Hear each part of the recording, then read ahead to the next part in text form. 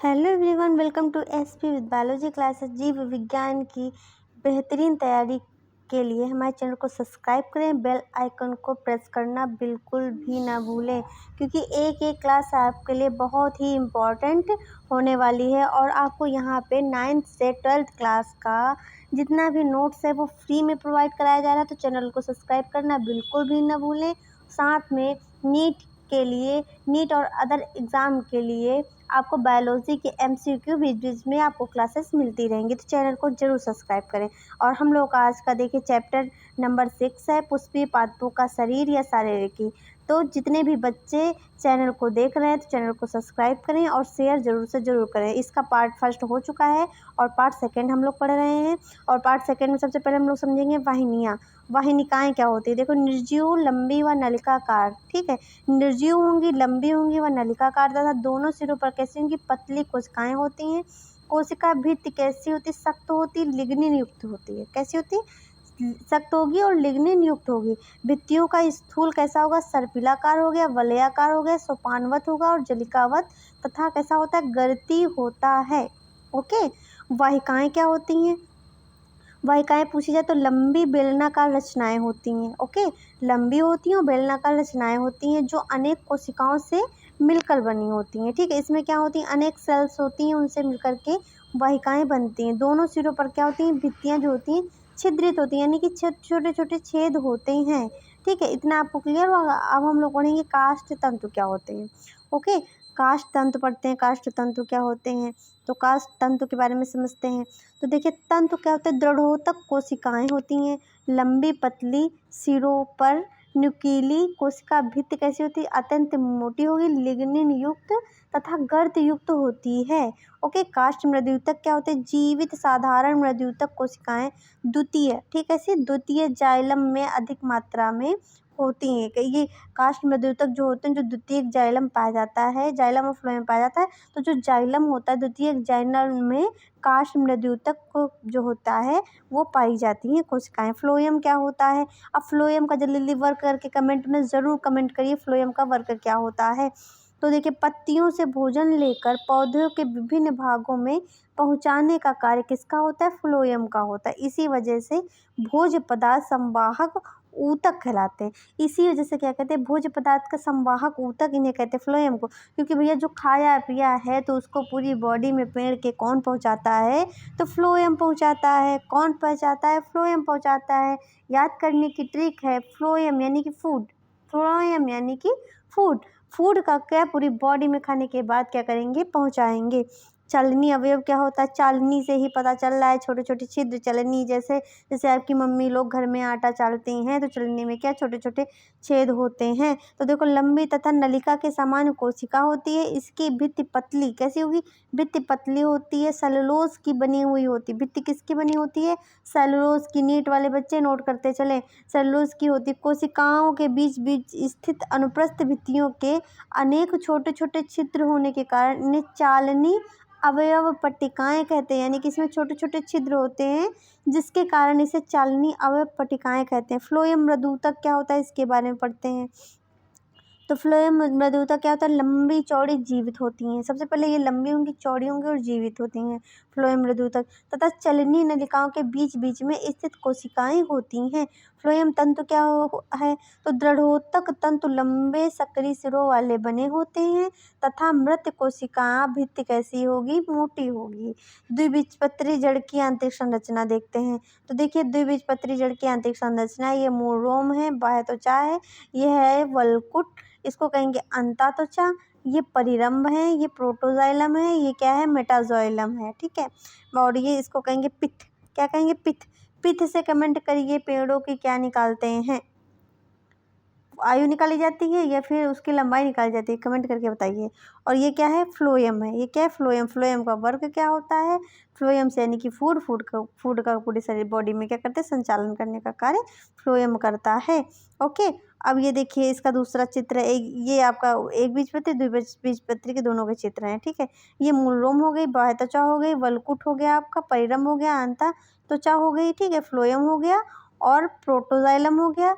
ये देखिए, यहाँ पे प्रोटोजाइलम हो गया और मेटाजाइलम हो गया, इसमें पित्त हो गया, ठीक है। ये द्विबीजपत्री हो गई, एक बीजपत्री, दोनों की संरचनाएं हो गई। अब मूलीय त्वचा क्या होती है इसके बारे में समझते हैं हम लोग।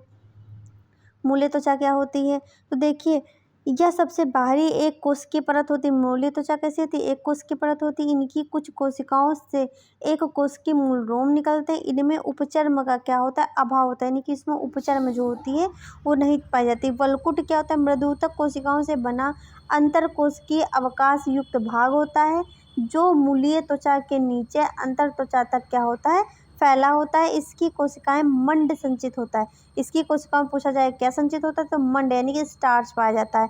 अंतर त्वचा, ठीक है, अंतर त्वचा के बारे में पढ़ेंगे, ठीक है। यह वलपुट की भीतरी परत होती है। अंतर त्वचा, अंतर से पता चला अंदर वाली, ठीक है, भीतरी परत होती है जो रंभ को चारों ओर से घेरे हुई होती है। इसकी कोशिकाओं में कैस्पेरियन पट्टिकाएं पाई जाती हैं, ठीक है, कैस्पेरियन पट्टिकाएं पाई जाती हैं। जो अंडरलाइन कर रहे हैं उनको नोट कर लीजिए। कैस्पेरियन पट्टी रहित प्रोटोजाइलम के सामने, ठीक है, प्रोटोजाइलम के सामने वाली कोशिकाएं कैसी होती है, पथ कोशिकाएं कहलाती हैं।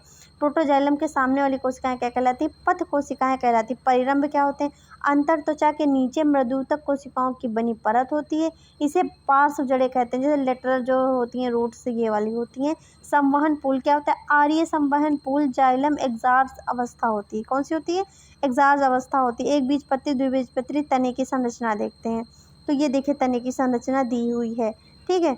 यहाँ पे देखिए बाह्य त्वचा हो गई दोनों की, ये बाह्य त्वचा हो गई, ये आपका हाइपोडर्मिस हो गया, पेरेन्काइमा हो गया, स्टार्च हो गया, ठीक है, बंडल हो गए ये, और कैप हो गई, ये संवहन बंडल हो गया, ये दिख रहा है आपको। इसको कहेंगे मज्जा किरण कहेंगे। जो बीच में खाली स्थान है इसको मेडुला अथवा पित्त कहेंगे।